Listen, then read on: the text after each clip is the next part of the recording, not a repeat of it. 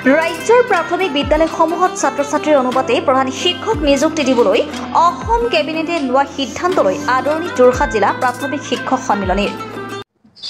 জয়তে আমি অসম চৰকাৰৰ মাননীয় মুখ্যমন্ত্ৰী ডক্টৰ হিমন্ত বিশ্ব শৰ্মাদেৱক আমি ধন্যবাদ জ্ঞাপন কৰিছোঁ। তেখেতৰ নেতৃত্বাধীন চৰকাৰখনে অসমৰ শিক্ষা ব্যৱস্থা বিশেষকৈ চৰকাৰী প্ৰাথমিক শিক্ষা ব্যৱস্থাৰ প্ৰতি যি সদয় দেখুৱালে তাৰ বাবে আমি ধন্যবাদ জ্ঞাপন কৰিছোঁ।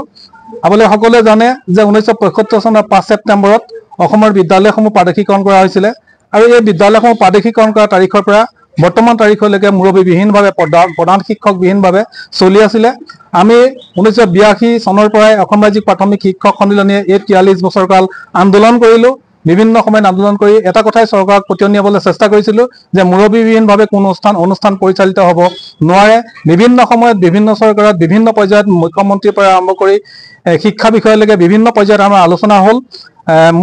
এই আলোচনাসমূহত আমি বহুবাৰ প্ৰবঞ্চিত হ'লোঁ, বহুবাৰ প্ৰলোভিত হ'লোঁ, কিন্তু আমাৰ প্ৰতি কোনো সদয় নহ'ল, প্ৰকৃতাৰ্থত কাৰ্যকৰী কোনেও নকৰিলে।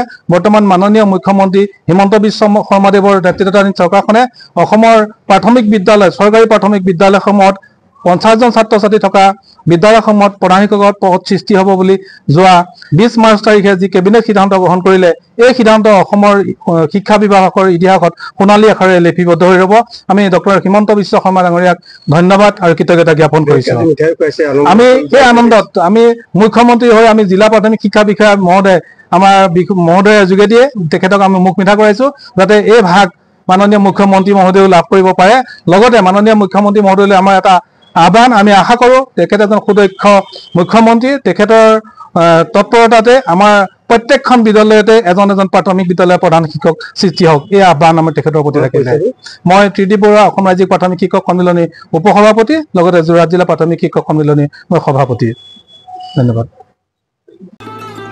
এই সিদ্ধান্তৰ বাবে মুখ্যমন্ত্ৰী ডক্টৰ হিমন্ত বিশ্ব শৰ্মালৈ কৃতজ্ঞতা পত্ৰ প্ৰেৰণ যোৰহাট জিলা প্ৰাথমিক শিক্ষক সন্মিলনীৰ। যোৰহাটৰ বিদ্যালয়সমূহৰ পৰিদৰ্শকৰ যোগেদি কৃতজ্ঞতা পত্ৰ প্ৰেৰণ। যোৰহাটৰ পৰা অনুপম বৰা ৰিপৰ্টাৰ লাইভ অসম।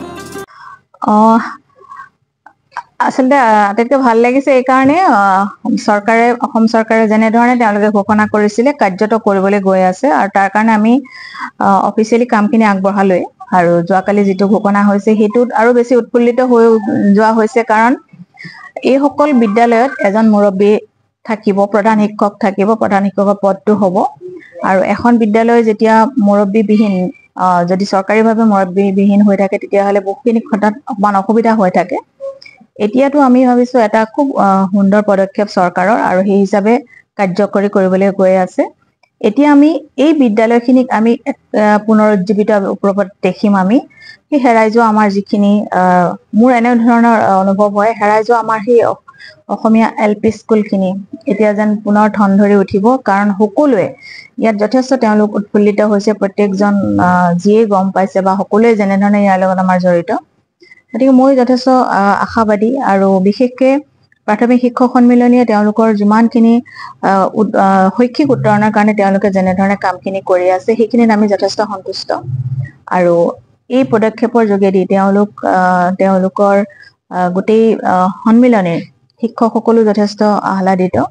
আৰু আমি যিটো উদ্দেশ্যেৰে আগবাঢ়িবলৈ বিচাৰিছোঁ সেই উদ্দেশ্য ফলৱৰ্তী হওক।